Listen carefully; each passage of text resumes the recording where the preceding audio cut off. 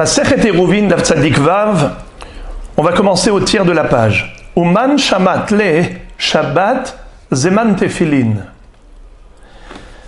On avait vu dans la Sugia précédente une marloquette entre Tana Kama et Rabban Gamliel. Est-ce qu'une personne qui aurait trouvé dans la rue, chas v'shalom, des tefilines jetées, qui se trouvent dans un état lamentable, il peut y avoir même des chiens qui pourraient les maltraiter. Alors, par respect pour les tefilines, Hachamim ont dit que cette personne aurait le droit, même pendant Shabbat, de porter les tefilines et de les ramener à la maison. Tanakama disait Zoug, Zoug, il va devoir rapporter à la maison une paire après l'autre, il fait le va-et-vient, et Rabban Gamliel disait qu'il pouvait mettre deux paires de tefilines en même temps, deux sur le bras et deux sur la tête. Dans l'une des interprétations de cette marloquette, on avait dit que, d'après Tanakama, Shabbat, il y a une mitzvah de porter les tefilines. C'est la raison pour laquelle il ne peut porter qu'une seule paire. Car s'il met la deuxième, c'est Baltosif.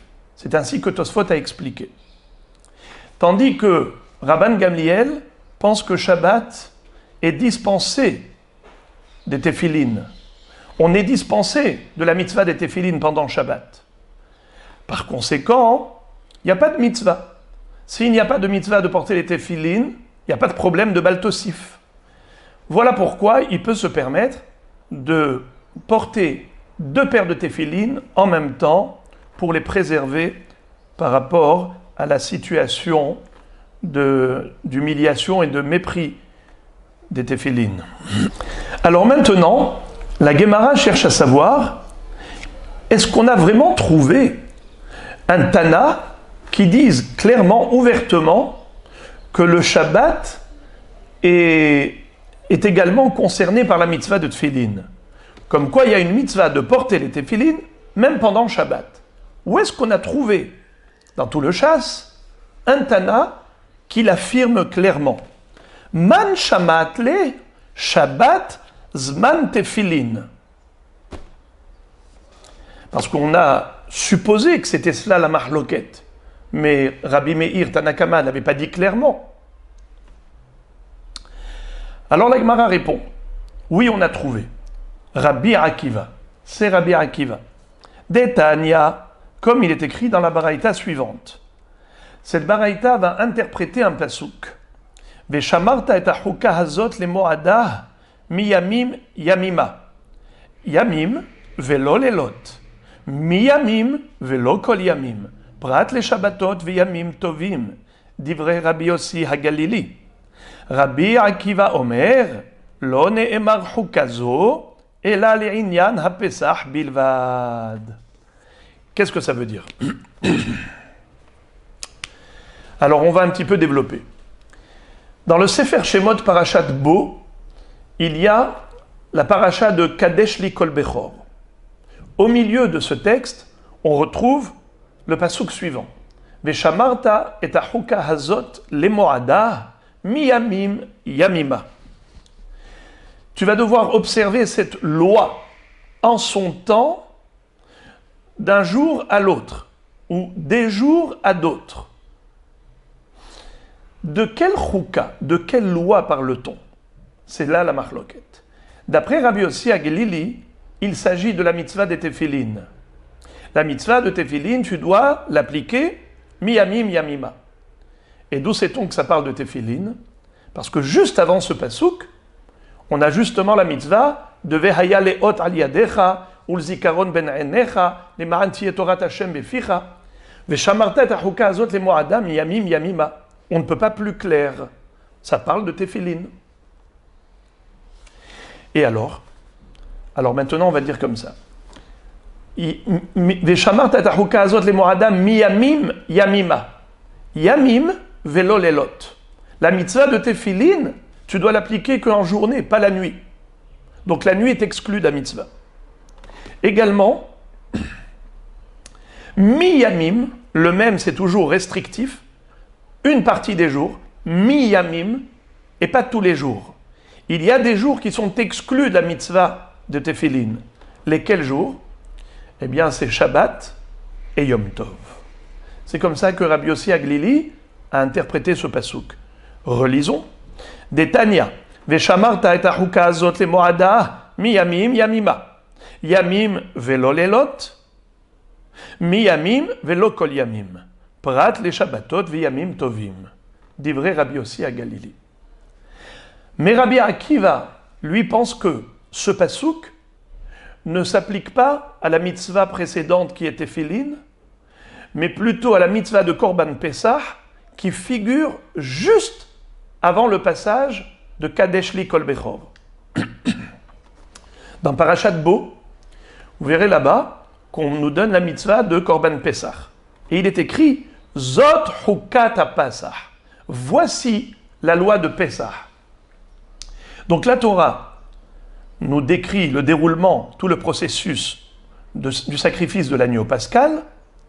Elle l'a qualifié de Hukat, de loi. Et donc, Rabbi Akiva nous dit que quand la Torah plus tard va dire Veshamarta et ahuka azot le moadah miyamim yamima, tu observeras cette loi, cette Hukat, en son temps, miyamim yamima, ça ne parle pas des Tefillin, ça parle de la loi de Pessah. Alors comment maintenant interpréter les mots miyamim yamima, des jours à d'autres? Rabbi Akiva prétend que miyamim yamima ne veut pas dire yamim dans le sens de jour, chaque jour, chaque jour. Et donc, comme Rabbi Yossi Aglili a dit, chaque jour tu mets les téphilines. Non, ici on parle d'une mitzvah annuelle qu'on ne peut accomplir que de temps à autre. Miyamim yamima. Et d'ailleurs, nous dit Rashi que le mot yamim, ça veut dire une année. Mishana leshana. Comme d'ailleurs Onkelos a traduit ce passouk, comment il a traduit miyamim yamima? Mizman lezman. D'une période à l'autre, d'une année à l'autre, le 14 Nissan, une fois par an, on doit offrir le Korban Pessah. Et d'ailleurs, dans la paracha qu'on lira cette semaine, parachat Chayei Sarah, on retrouve que le mot yamim veut dire une année. Quand Lavan et Bethuel ont dit à Eliezer, on est d'accord sur le principe que Rivka se marie avec Yitzhak, mais laisse-la préparer son trousseau. Teshev hanahara itanu, yamim o asor. Qu'elle reste avec nous, yamim o asor. Asor, ça veut dire 10. Rashi dit, yamim, tu ne peux pas le traduire par des jours. Car si yamim, ça voulait dire juste des journées, des jours, alors yamim, le minimum de journées au pluriel, c'est 2. Alors ils lui ont dit qu'elle reste avec nous 2 jours. Et si tu veux pas, au asor, au moins de 10 jours. Ça n'existe pas. S'il ne veut pas 2 jours, à plus forte raison pas 10. Alors que veut dire yamim? Rashi explique, yamim c'est 1 an. Qu'elle reste avec nous 1 année. Ou au moins, asor, 10 mois. Il y a encore une autre référence, mais je ne veux pas être trop long. On retrouve dans la Torah que le mot yamim s'applique à l'année. Alors, miyamim yamima, d'une année à l'autre, on doit faire le Korban Pessah. C'est comme ça que Rabbi Akiva comprend ce passouk. Donc ce passouk ne parle pas du tout de Tefillin. Si ce passouk ne parle pas de Tefillin, donc on n'a pas de source, on n'a pas de référence pour exclure le Shabbat des Tefillin.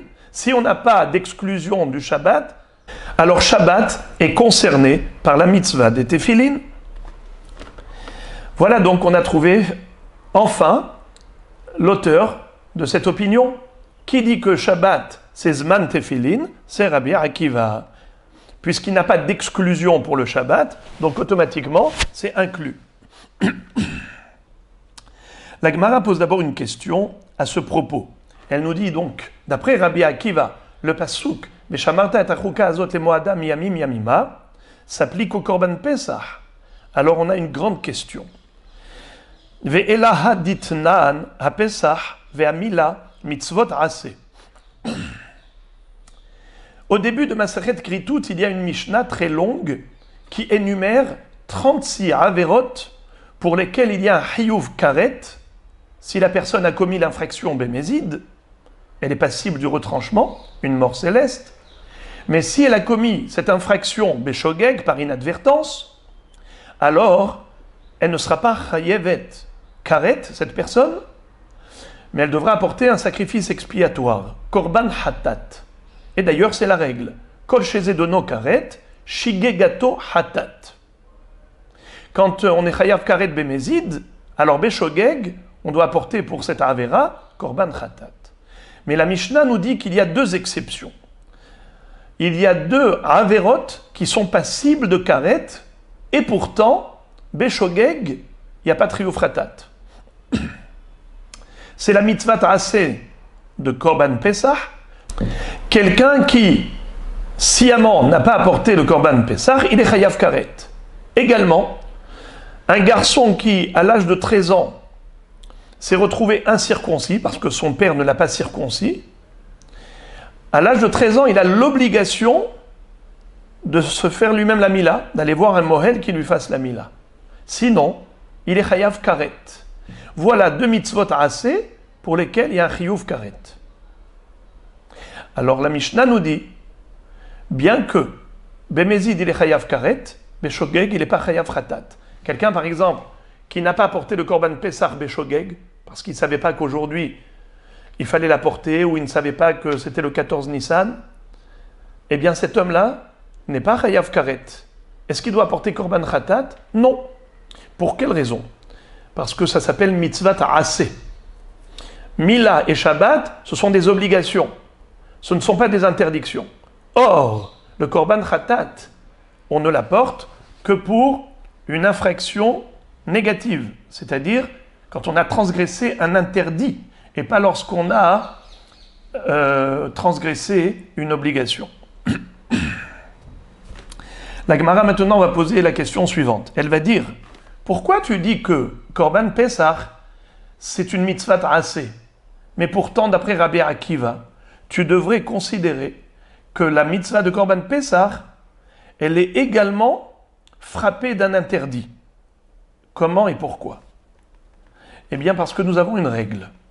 À chaque fois que la Torah nous dit « prends garde », c'est un langage négatif. C'est un langage de négation. C'est ce qu'on appelle l'otarasé. Kol makom shene'emar bo, hishamer, pen, ve'al, eno ela l'otarasé.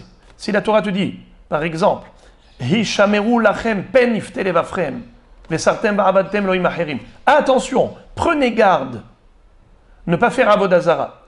Donc, hishamer, prenez garde, ou bien le mot pen, de peur que, ou le mot al aussi, c'est un langage de négation. Al tochlo al adam, eh bien, c'est un lotarasé. C'est considéré un lave. Et donc, si c'est considéré comme un lave, comme un interdit, alors pourquoi est-ce qu'il n'y aurait pas de korban hatat pour expier sa faute lorsqu'on n'a pas apporté le korban Pessah béchogeg? Puisque d'après Rabbi Akiva, le pasuk Veshamarta et achuka azot le moada miyamim yamima, ça parle de korban Pessah. Veshamarta, tu dois garder cette mitzvah, l'observer.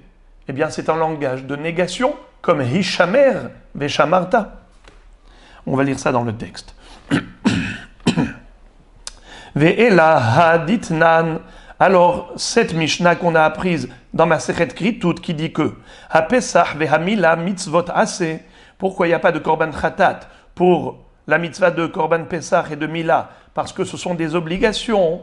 Alors, il n'y a pas de korban khatat.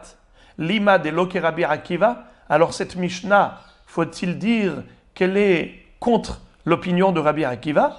De Rabbi Akiva, car selon Rabbi Akiva, Kevan de Mokela be Pesach, lav nami ika, puisqu'il a appliqué le pasuk de Veshamarta et achuka azot le moada miyamim yamima au korban Pesach. Donc il y a le mot Veshamarta.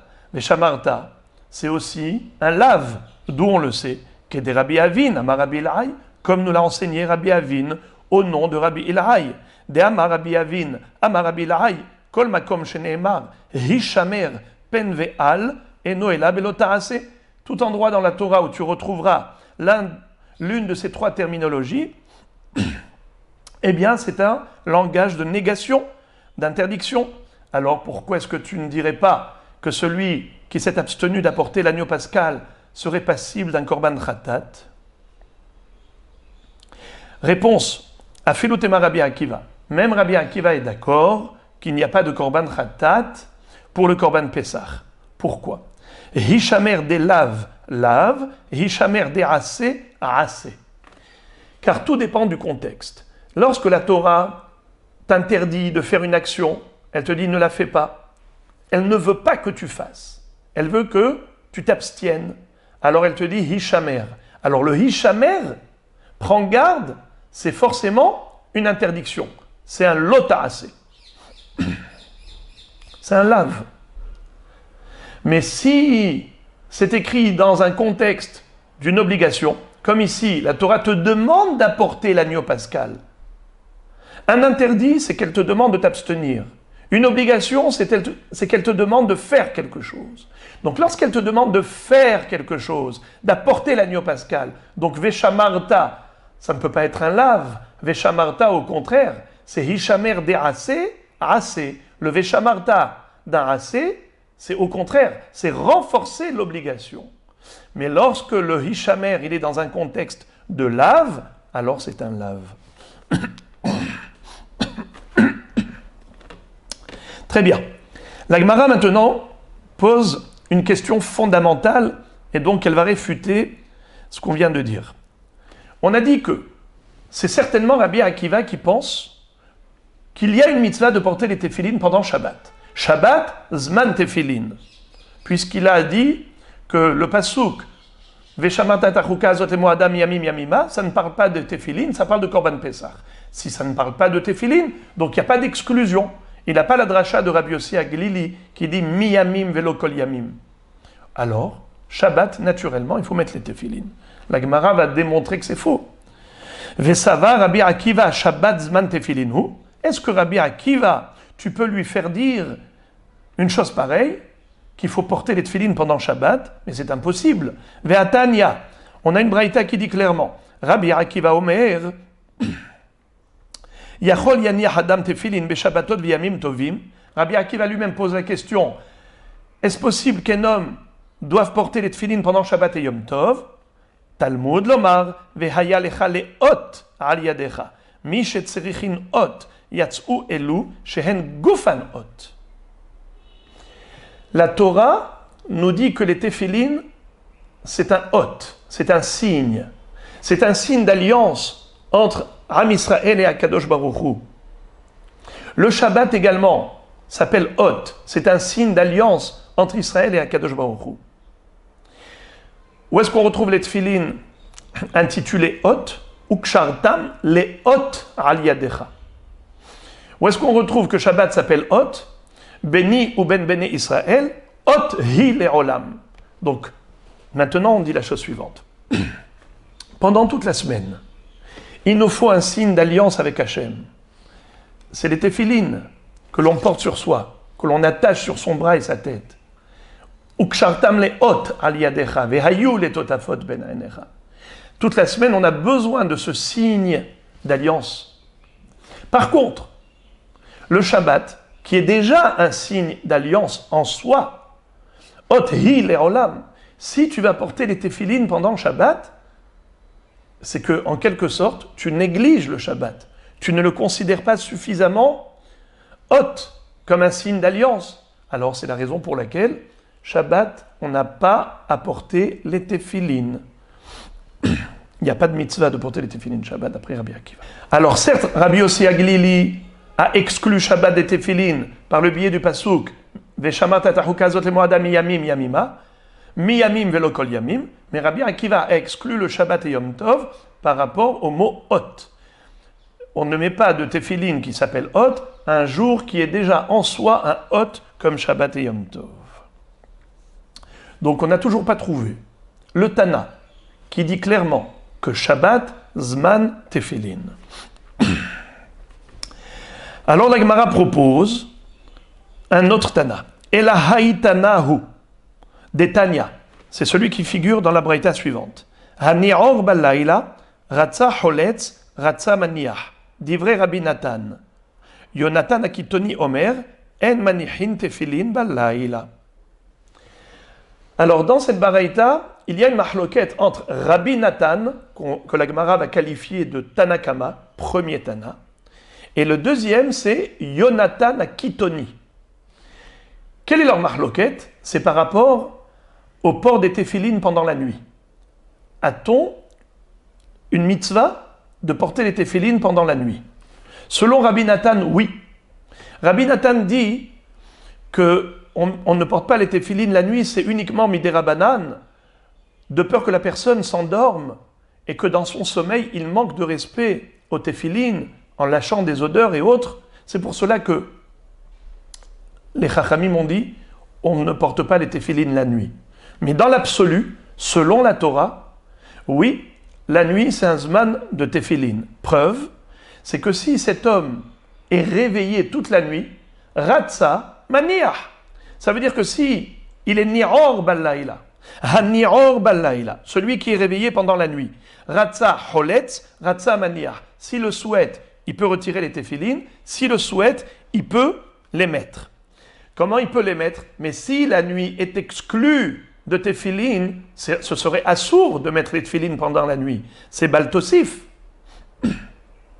Si on te permet de les mettre la nuit, c'est que Béhémet, dans l'absolu, Minatora, Laila Zman Tefilin. C'est comme ça que Rashi dit. Ratsa maniach ve'eno kemosif ala mitzvah. De Laila Zman Tefilinhu.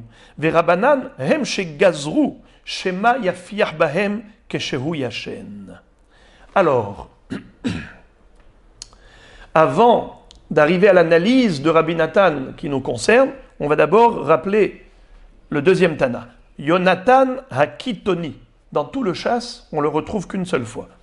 Yonatan Akitoni nous dit que En Manichin Filin Balayla. Pourquoi? Certainement parce qu'il a été Doresh, la même dracha que Rabbi Yossi Aglili, qui a dit Yamim velo lelot.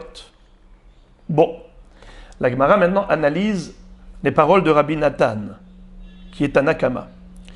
Midelaïla, les Tanakama Zman Tefilin, Shabbat Nami Zman Tefilin. Si Tanakama nous a dit qu'on doit porter dans l'absolu les tefilines la nuit, Minatora, pourquoi? Parce qu'il n'a pas la dracha de Yamim Velo Lelot. Donc s'il n'a pas l'exclusion de la nuit, certainement, il n'a pas non plus l'exclusion du Shabbat et Yom Tov, puisque dans le même passouk, Veshamarta Tachuka Azot Lemo Adam Miyamim Yamima, on a dit Yamim Velo Lelot, Miyamim Velo Shabbat. Miyamim velo kol yamim, yatz'u shabbatot v'yamim tovim. Donc, si Rabbi Nathan n'a pas exclu la nuit, c'est qu'il n'exclut pas non plus le Shabbat. La Gemara réfute cette preuve. Et elle dit non, tu n'as pas de preuve que Rabbi Nathan pense qu'on doit porter les téphilines Shabbat. Car il se peut qu'il a exclu que la nuit, mais pas... Pardon, qu'il ait exclu que le Shabbat et Yom Tov, mais pas la nuit. Comment? Dilmas virale laila zman tefilinhu et Shabbat lav zman tefilinhu. C'est-à-dire que peut-être qu'il pense comme Rabbi Akiva. Qu'est-ce qu'a dit Rabbi Akiva? Que Shabbat et Yom Tov ne portent pas les téphilines. D'où il a déduit Hot. Ou kshartam le hot al yadecha. Shabbat c'est hot. Beni ou beni Israël hot hi le'olam. On ne met pas un hot dans l'autre hot. Donc Shabbat, on ne met pas les téphilines. Mais la nuit, pourquoi pas? Donc on n'a toujours pas trouvé le Tana qui applique la mitzvah de téphilines même au Shabbat. D'ailleurs, la Gemara elle-même le dit. De hasham inane le Rabbi Akiva. De amar laila zman tefilinhu. Shabbat lav zman tefilinhu. Alors Rabbi Nathan, fort possible, qui pense exactement comme Rabbi Akiva. Que la nuit, elle est incluse. En effet, elle est concernée par la mitzvah de Tfilin, par Minatora, mais Shabbat et Yom Tov sont exclus, parce qu'ils sont déjà des hôtes. Alors la Gemara pense avoir trouvé, finalement, le Tana, qui pense que, oui, il faut porter les Tfilin pendant Shabbat. Et là, la démonstration, elle sera ingénieuse. Et la haïtanahu d'Etania, c'est l'auteur de la braïta suivante qui nous raconte Michal bat Kushi haïta manachat tefilin velo mihuba hachamim. Michal bat Shaoul, la femme de David Amelech, le pasouk l'appelle, le pasouk qualifie Shaoul de Kushi, comme un homme de couleur. Pourquoi Shaoul a porté ce nom? Et d'ailleurs, sa fille, on l'appelle Michal bat Kushi, car le Kushi, un homme de couleur, ne passe pas inaperçu. Il est exceptionnel, il est extraordinaire. Eh bien, Shaoul était aussi exceptionnel dans son niveau spirituel.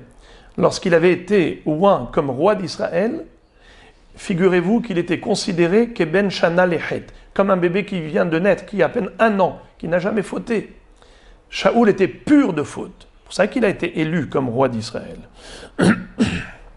Donc il était Kushi. Toute personne exceptionnelle, on l'appelle Kushi. Comme par exemple, Tzipora, la femme de Moshe Rabbeinu, on l'appelait Haïcha Kushit Asher Lakah. Pourquoi on l'appelait Kushit, femme de couleur? Eh bien parce que elle était exceptionnellement belle. Et d'ailleurs, Rashi dit que Kushit, c'est Gemataria Yefat Mar'e. Très belle.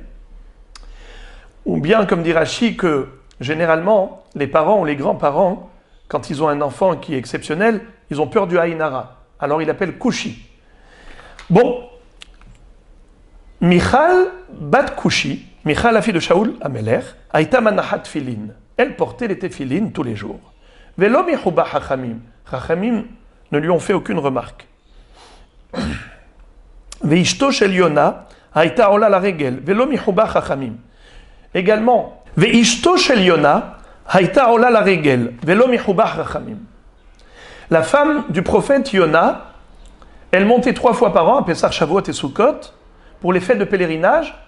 Elle allait à Yerushalayim, comme les hommes. Et les Chachamim ne lui ont fait aucune remarque. Fin de citation de la Braïta. Là commence l'analyse, la Gemara. Mi delo mihuba Chachamim, alma kasavre, mitzvat aseh shelo hazman geramahi. Si les Chachamim ne lui ont fait aucune remarque, à Michal bat Shaoul qui portait les téfilines, c'est que les Chachamim concevaient que normalement, les femmes également sont concernées par la mitzvah de téfilines.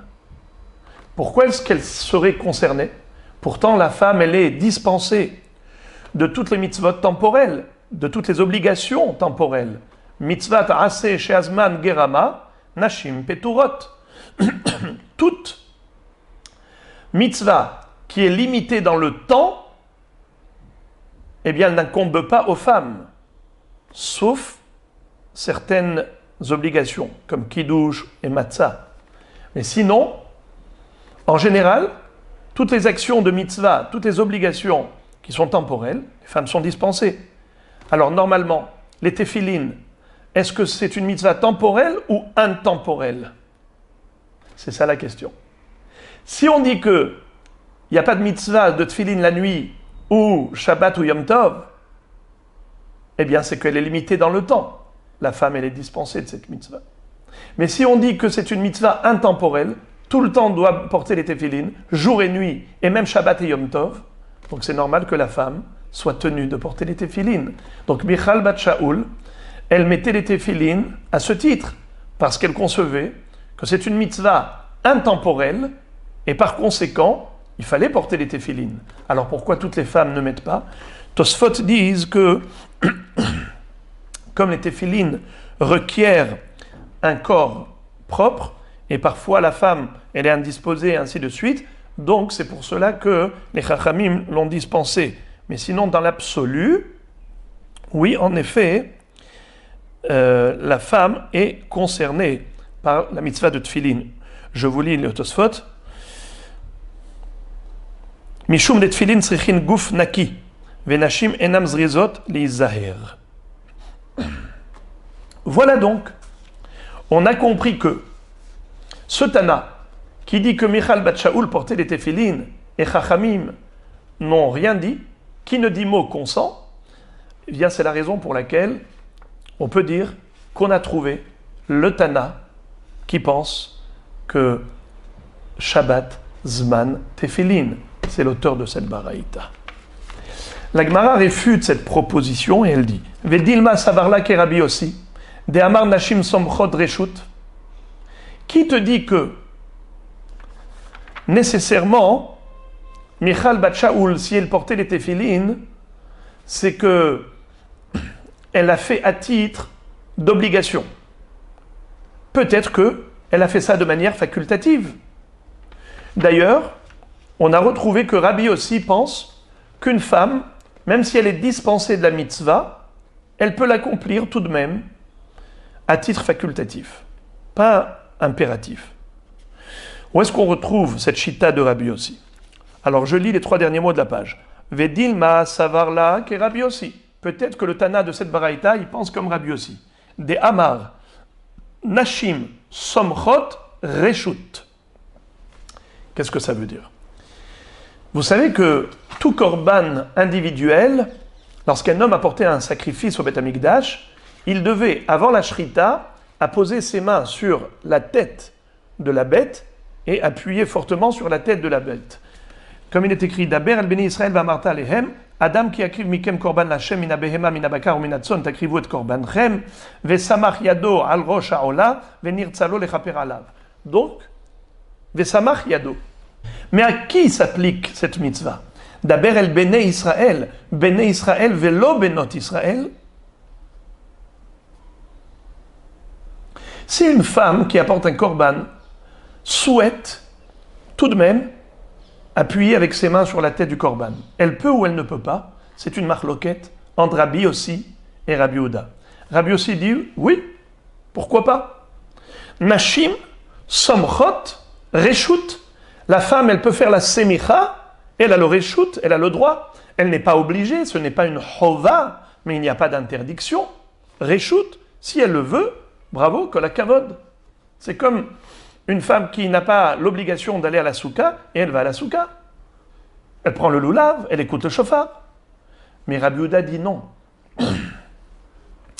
On verra que Rabbi Yehuda pense que la femme n'a pas le droit de faire la smicha. Pourquoi? Parce que, nous dit Rashi, Baltosif. Regardez la première des petites lignes de Rashi, qui explique Rabbi aussi. Nashim somchod reshut, de enkan baltosif. Elles ont le droit de faire la mitzvah à titre facultatif. C'est pas considéré comme baltosif. C'est quoi baltosif?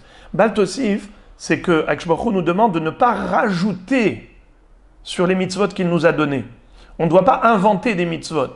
On ne doit pas se faire sa propre Torah. Ni réduire des mitzvot, ni rajouter. Or, une femme qui est dispensée, si elle va faire la mitzvah, d'après Rabbi Yehuda, c'est comme si elle rajoutait sur les mitzvot. Elle n'a pas le droit d'être mosifa. Tosfot disent que c'est par rapport au fait que, en appuyant sur la tête du korban, c'est comme si elle est mishtameshet be korban. Mais en tout cas, Rashi a donné cette raison de Baltosif, mais Rabbi Yossi n'est pas d'accord. Rabbi Yossi dit, quel rapport avec Baltosif? Baltosif, c'est lorsque tu inventes une mitzvah. Mais là, c'est la mitzvah qui a déjà été donnée aux hommes, eh bien la femme veut adhérer à cela. Alors elle a le réchoute. Même si elle n'est pas obligée, elle peut tout de même. Preuve. Dei lotemachi. La Gemara maintenant veut apporter une preuve que le Tana de la Braïta, il pense concrètement comme Rabbi aussi. Ce n'est pas juste une supposition, c'est une réalité. La preuve, Dei lotemachi, car si tu n'es pas d'accord, et tu vas dire que Michal bat Shaoul elle a mis les tefillin, pas à titre facultatif, mais plutôt impératif, parce qu'elle considère que la mitzvah elle est intemporelle, et puisqu'elle est intemporelle, donc elle incombe même aux femmes, donc c'est à titre d'obligation qu'elle a mis les tefillin. Alors attends, comment tu vas comprendre la deuxième histoire? Ishto shel Yona, la femme de Yona, Haïta ola la regel, elle montait 3 fois par an, pèleriner dans le Beth Amikdash pour Pessar, Shavuot et Sukkot. Velo michuba, et Chachamim ne l'ont pas réprimandé. Mi kaleman de Amar, regel la mitzatase shazman gramahu, et la kasava reshut, achanami reshut. La mitzvah de Aliyah la regel, du pèlerinage pendant les 3 fêtes, c'est une mitzvah qui n'incombe qu'aux hommes, car la Torah le dit clairement. Shalosh pe'amim bashana yira'e kol zechurecha. 3 fois par an, tous les mâles, c'est-à-dire les hommes, doivent monter au Beth Amikdash. Zechurecha, Zachar et pas Nekeva. Et tout de même, la femme de Yonah Hanavi, elle y allait. C'est sûr que ce n'est pas à titre d'obligation, puisqu'il y a écrit clairement dans la Torah Zachar. Alors pourquoi elle a fait? C'est juste Réchout, de manière facultative, pas à titre d'obligation. Alors même Michal Bat Shaoul, je peux te dire que les tefilines qu'elle a portées, c'est pas à titre d'obligation, mais juste parce qu'elle avait envie de faire la mitzvah.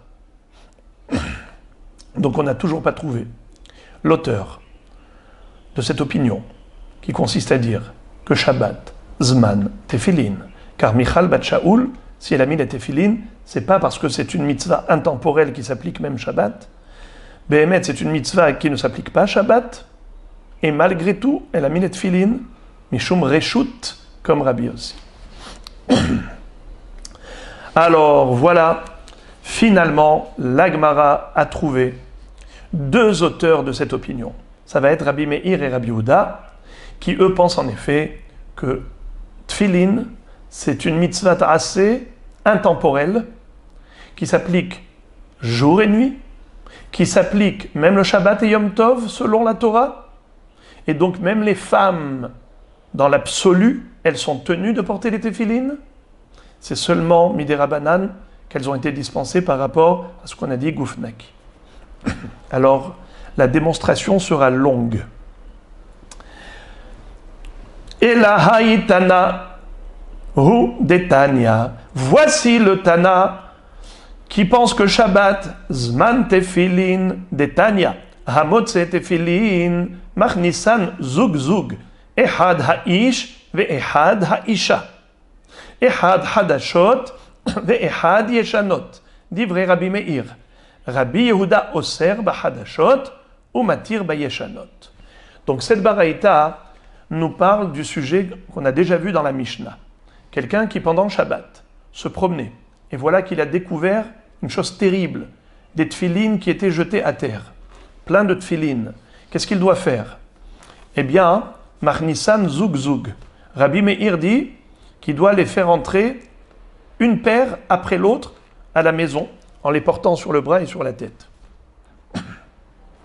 Et Hada'ish ve Hadaisha, que ce soit un homme ou que ce soit une femme. Donc même la femme, si elle voit des téphilines par terre pendant Shabbat, elle doit les porter. Donc pour l'instant, je mets ça en relief, mais la Gemara va faire l'analyse juste après. Echad Hadashot ve Echad Yeshanot. Ici, on voit que Rabbi Meir n'est pas d'accord avec le din de notre Mishnah qui dit Davka Yeshanot, mais pas Hadashot. C'est seulement si tu trouves des tfilines anciennes avec le nœud, le dalet qu'on met derrière la tête, le yud dans le bras, eh bien là tu as la certitude que c'était des tefilines et tu as donc le devoir de les préserver, de les mettre sur toi et de les apporter à la maison. Mais si c'était des lanières ouvertes, il n'y avait pas le kécher du dalet et du yud, il est fort possible que ce soit une amulette, un kamiyah. C'est ce que la Mishnah nous a dit. Hadashot, on n'a pas le droit de les porter pendant Shabbat, même pas sur soi, car il est fort possible que ce soit un kamiyah qui n'a pas de gdusha de tefilin. C'est qui pense ainsi? On va le voir maintenant que c'est Rabbi Yehuda, mais pas Rabbi Meir. Alors Rabbi Meir lui dit Echad Hadashot vechad Yeshanot. Que ce soit des tefilines neuves ou anciennes, ça veut dire qu'il y ait le kécher du dalet ou pas, c'est sûr que ce sont des téphilines. Tu dois les préserver. Pourquoi? Parce que une personne qui veut juste faire un kamiyah ne va pas s'investir dans un travail aussi laborieux comme la fabrication de téphilines juste pour une amulette qui va accrocher ici. Si ça a vraiment une forme de boîtier de tefilines, c'est que ça a été fait pour cela, que le sofer il a fait les shem mitzvah tefilin, les shem kedusha tefilin. Donc il faut les préserver. Donc, Ehad Hadashot ve Echad Yeshanot. Qu'elles soient neuves ou anciennes, il faut les ramener à la maison en les portant sur son bras et sur sa tête. Rabbi Yehuda Oser Bahadashot ou Matir Bayeshanot. Rabbi Yehuda dit non, uniquement si elles sont yeshanot. Tu es sûr que c'est des téphilines, tu vois le kesher. Mais si elles sont chadashot, il n'y a pas de kesher du dalet et du yud, donc ça peut être des amulettes. Par conséquent, tu n'as pas le droit de transgresser le issur rabbinique de les porter pendant Shabbat pour les ramener à la maison. Fin de citation d'Abraïta, et là commence l'analyse. La Gemara nous dit, Ad Kan, jusqu'ici, la Péligé, ils n'ont pas eu de mahloket Rabbi Meir et Rabbi Yehuda, et la Behadashot Veyeshanot. Le seul objet de discussion entre Rabbi Meir et Rabbi Yehuda, là où ils ne sont pas d'accord, c'est par rapport à des tefilin Hadashot. Pour Rabbi Meir, c'est certainement des tefilin. Pour Rabbi Yehuda, ça peut être un kamiya. C'est là la mahloket. Mais au niveau de Ehad Nashim ve Ehad Anashim, par rapport à ce que Rabbi Meir avait dit, que ce soit un homme ou une femme, même une femme a le devoir de porter les téphilines pendant Shabbat pour les ramener à la maison, pour ne pas les laisser jeter dans la rue, eh bien là, Rabbi Yehuda était d'accord. Donc comment ça se fait que les deux, et Rabbi Yehuda et Rabbi Meir, autorisent la femme à porter les téphilines pendant le Shabbat? C'est que certainement, ils considèrent que c'est une mitzvah de la Torah, même pour la femme, de porter les téphilines. Et pourquoi c'est une mitzvah de porter les téphilines? Parce que c'est une mitzvah intemporelle. Regardez, la Gemara le dit. Au lieu que je le dise oralement, on va le lire dans les mots.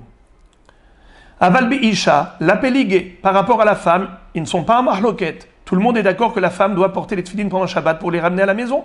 Shmarmina, sous-entendu, mitzvah ta'aseh chez lo azman geramahu.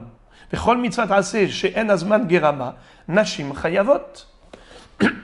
Si la femme a le devoir pendant le Shabbat de porter les téphilines et c'est pas considéré comme un massoy, comme porter un corps étranger, ça veut dire que elle accomplit une mitzvah en les mettant. Comment ça se fait qu'elle accomplit une mitzvah? Mais pourtant, mitzvah ta'aseh shazman grama nashim peturot, les femmes sont dispensées des obligations temporelles. Donc forcément, c'est que Rabbi Meir et Rabbi Yehuda pensent que la mitzvah des téphilines est intemporelle. Elle est applicable tout le temps.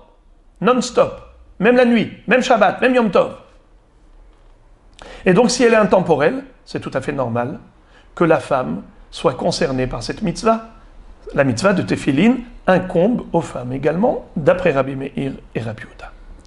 La Gemara essaye de réfuter cela en disant Vedilma savarla ke Rabbi aussi, de amar nashim somchot reshut. La Gemara dit que ce n'est pas une preuve tranchante.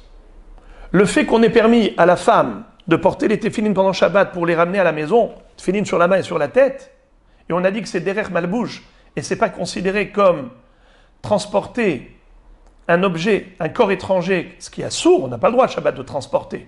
Si on a dit qu'elle a le droit, que ça s'appelle pas un massoy, c'est pas le port d'un objet étranger, c'est que certainement c'est une mitzvah.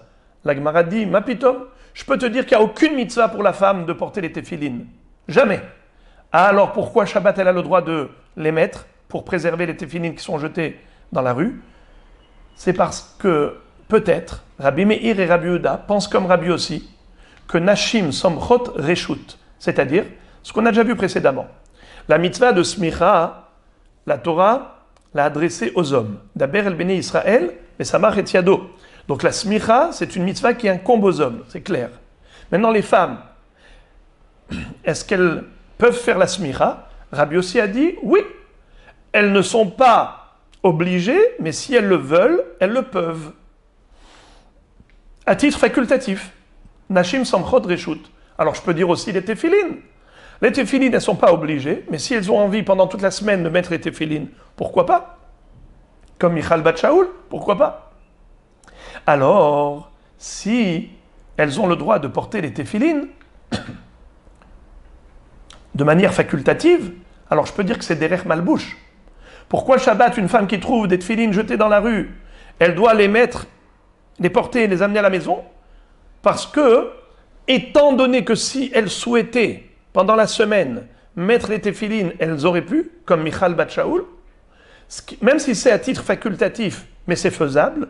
Puisque c'est faisable, donc ça s'appelle Derech Malbouche. Si c'est Derech Malbouche, elles ont le droit Shabbat de préserver les téphilines qui sont jetées de cette manière en les portant sur le bras et sur la tête. Ce n'est pas considéré comme transporter de manière interdite un corps étranger. Alors on n'a toujours pas de preuve que Rabbi Meir et Rabbi Yehuda pensent vraiment qu'il y a une mitzvah de porter les téphilines Shabbat et que c'est une mitzvah intemporelle. Peut-être que c'est une mitzvah qui est temporelle, donc les femmes sont dispensées, elles ont mis que de manière facultative. Alors la Gemara dit non, ce n'est pas possible. C'est beau, mais c'est faux. C'est pas possible de dire que Rabbi Meir et Rabbi Yehuda sont d'accord avec Rabbi Yossi que Nashim Somchot Reshut. Pourquoi? Parce que nous voyons clairement qu'ils se sont opposés à Rabbi Yossi. Regardez ça.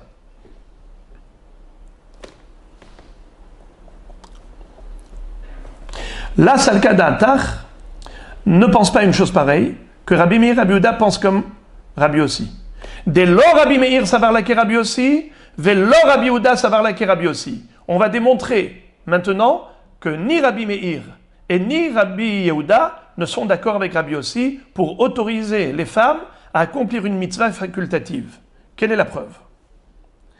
Dites Nan, comme il est écrit dans une Mishnah Masechet Rosh Hashanah, En me'akevin et atinokot milit koa. Les enfants qui ont atteint l'âge de l'éducation, si pendant Rosh Hashanah, ils se mettent à sonner le shofar, on n'a pas besoin de les empêcher. Par contre, Hanashim me'akvin, la Gemara fait une déduction et elle dit, on empêche les enfants, car un jour ils vont grandir, alors pour les éduquer, on les laisse s'entraîner à la sonnerie du shofar le jour de Rosh Hashanah. Mais une femme qui a envie de sonner le shofar, on lui interdit. Pourquoi on lui interdit? Rachidi, Anashin Merakvin, Afadgav de lo Hilul Yom Tovu. Bien que ce ne soit pas un Hilul Yom Tov, malgré tout, Nirot Kemosifot. Si elles sonnent le shofar alors qu'elles ne sont pas obligées, elles donnent l'impression de rajouter des mitzvot sur la Torah. Or c'est assour, Bal Tosif. Ne rajoute pas des mitzvot que tu inventes. Donc si la femme n'est pas tenue de sonner le shofar, elle n'a pas le droit. C'est ou une obligation ou une interdiction. Les hommes qui ont l'obligation sonnent. Les femmes qui n'ont pas l'obligation, eh bien, d'après Rabbi Meir, on va voir tout de suite que c'est Rabbi Meir qui parle, elles ont une interdiction. Bal Tosif.